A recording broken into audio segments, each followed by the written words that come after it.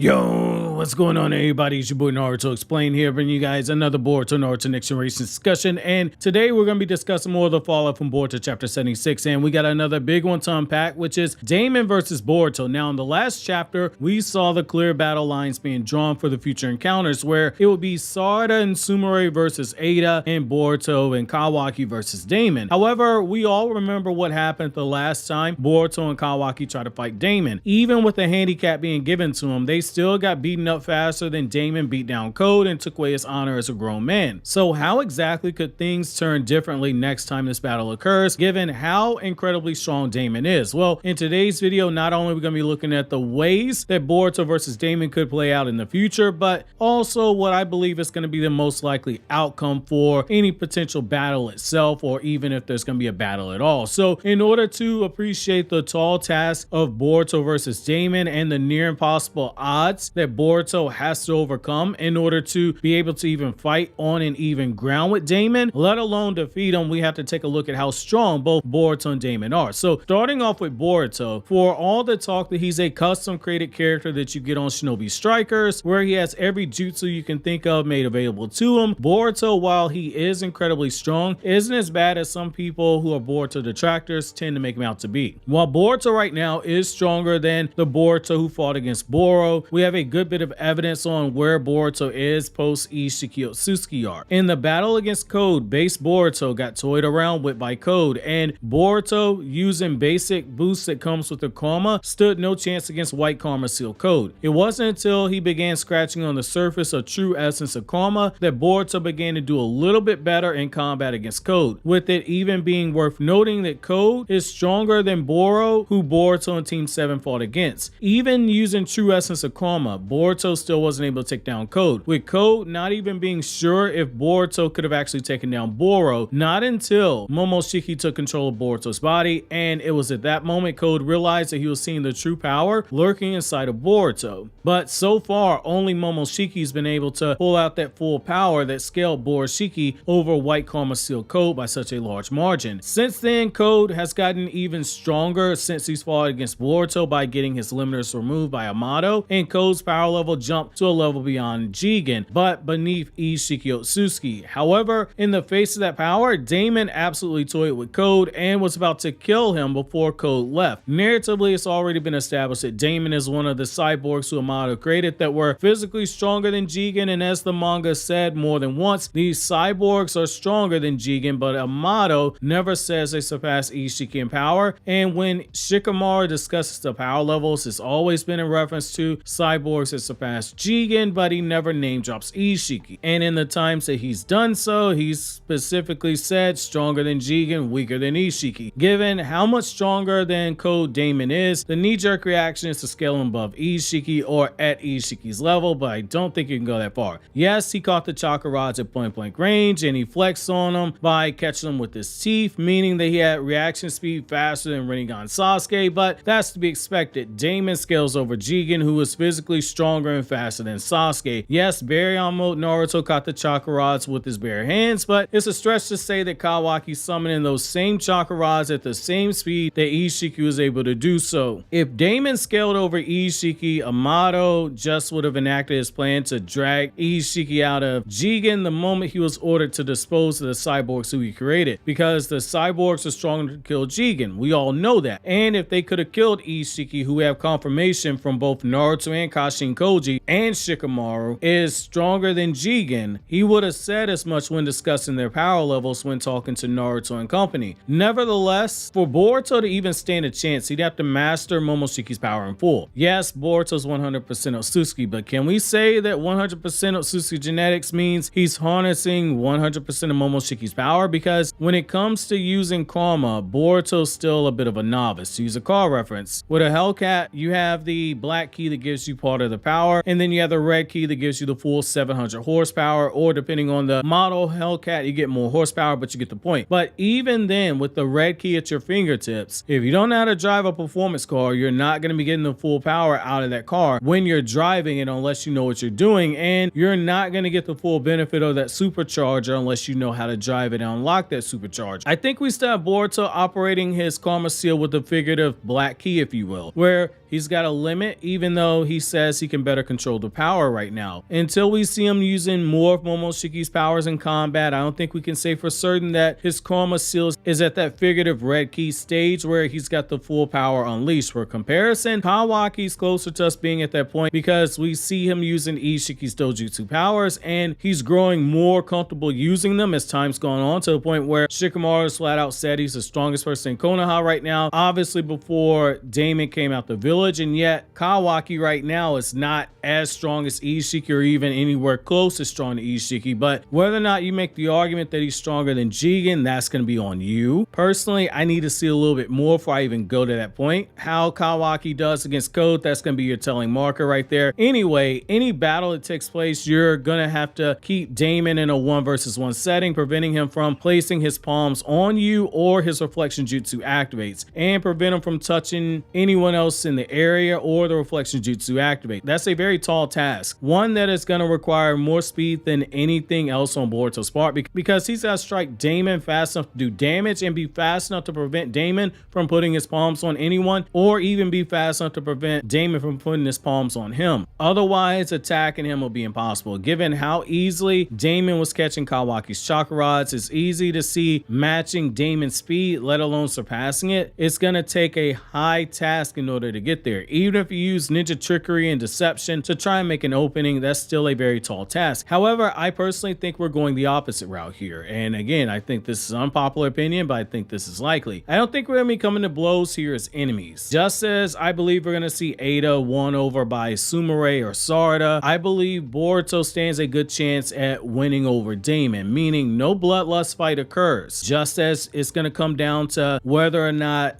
Ada getting friendship from Sarada and Sumire is going to outweigh that affection she has for Kawaki. I think you have a similar thing here with Daemon and Boruto. It's going to come down to what happens with Ada ultimately. Is Daemon a savage? Absolutely. Does he get on Boruto's nerves? Absolutely. However, there are links to their characters that we can't ignore here. Both Boruto and Daemon are highly protective of their sisters, with Boruto protective of his younger sister Himawari, and Daemon protective of his older sister Ada. In the last chapter, we also saw there's a shared passion between the two, which is both of them appear to have a love for video games, and Daemon showed no signs of wanting to stop playing those games with Boruto, especially when he was losing. I think the groundwork's being set here for these two cyborg siblings who are inside of Konoha to actually join Konoha as allies. Just by looking at how everything's shaping up, we're slowly starting to inch our way beyond Ishiki and Baryon mode. We haven't quite gotten there yet. However, here's the thing. You don't introduce a power level of that of what Ishiki Otsuki was able to do without eventually showing that power being used in the story at some point. A power that is much higher than anything Ishiki and Baryon mode were able to even